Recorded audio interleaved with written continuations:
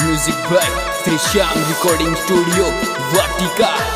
Director Hanuman Prasad Meena.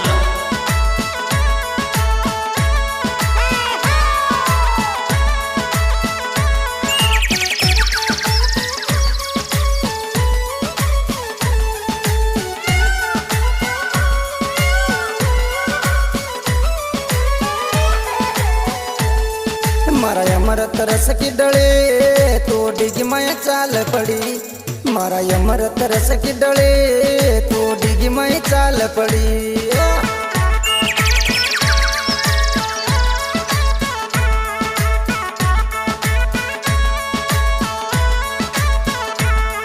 मारा अमरत रस की डले तो डिगी मैं चाल पड़ी। मारा अमरत रस की डले तो डिगी मैं चाल पड़ी।